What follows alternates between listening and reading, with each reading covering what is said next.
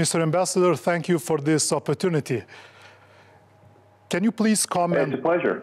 Can you please comment on the agreement from yesterday? Serbia will not produce new license plates for the cars, and the ones that will expire cannot be re-registered. Is that correct? And also, Kosovo did accept this 10-month extension proposal?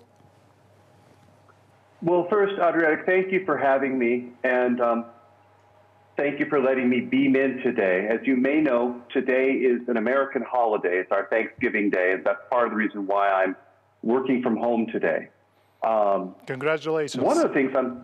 Thank you. One of the things that I am thankful for, and I think the whole U.S. Embassy and the whole U.S. government is thankful for, is the fact that an agreement was reached yesterday under EU facilitation between Kosovo and Serbia to do, I think, two really important things. One was to avoid further escalation and to take steps that reduce escalation, which has been engendered over implementation of the license plate regime.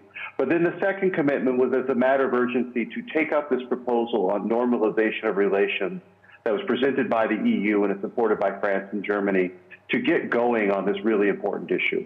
We see this as a major success and a major step forward, and I want to acknowledge that the government of Kosovo yesterday engaged in a manner that was both constructive and helpful and helped get us to where the entire international community wanted to see this end. So that's my initial view of what happened yesterday, a very significant step forward for both countries in this ongoing effort to work towards a normalization of relations and to as well de-escalate some of the issues that were getting in the way of being able to work on those important strategic issues.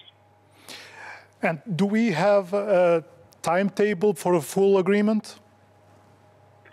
You know, it's always challenging to set a timetable for a negotiation, particularly when you aren't a participant. That depends on the parties themselves.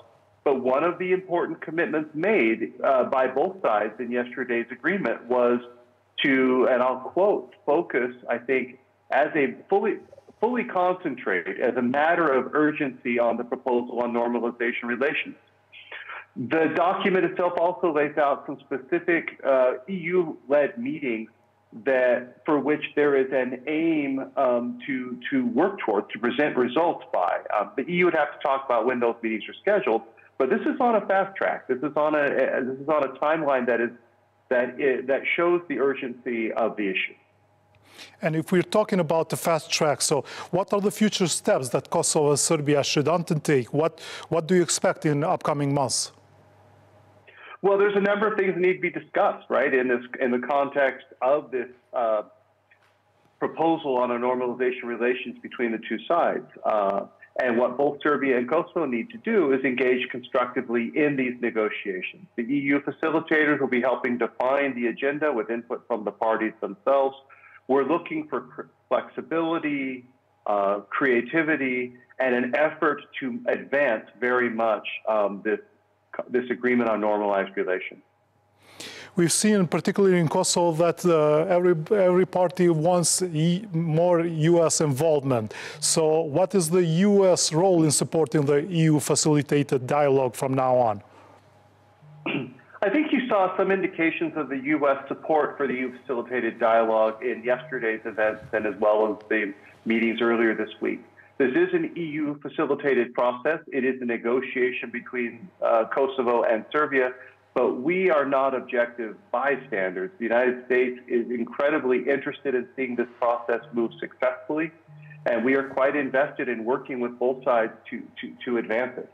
So I think you'll see there was indications both from the EU Special Representative, Mr. Lajčák, who thanked the two chief negotiators, but also thanked the Department of State and the U.S. government for our support in achieving yesterday's agreement. And I think you'll continue to see strong efforts by my government, myself, my colleague, Ambassador Hill in Belgrade as well, our Deputy Assistant Secretary, Gabe Escobar, and a number of other officials in helping advance this strategic agenda.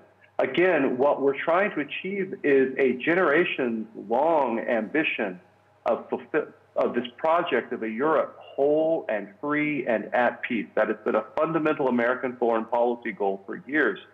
And we believe this work contributes directly to seeing that goal closer to realization. Are there specific tasks for both sides? Well, there are always specific tasks for sides in a negotiation, but it's probably best to let the EU facilitator, Mr. Lychak, talk about what those next tasks are. What the United States will be looking for would be for Kosovo, since I'm working with Kosovo, to engage constructively, flexibly, and with urgency in the process. And of course, we'll be asking the same of the other side as well. Mr. Ambassador, thank you for your time. I know that it's Thanksgiving. I would like to use this opportunity to congratulate you, your family, and all Americans on this celebration. Well, thank you, and happy Thanksgiving as well. And as I reflect on the things I am grateful for this year, I do have to say how grateful I am for the last 10 months. I arrived here last January as the American ambassador to Kosovo. It has been a privilege. It continues to be a privilege and an honor, and I'm very, very grateful for the friendship between our two countries and for the opportunity I have at this time to help advance it. So thank you. Thanks a lot. Thank you, Mr. Ambassador.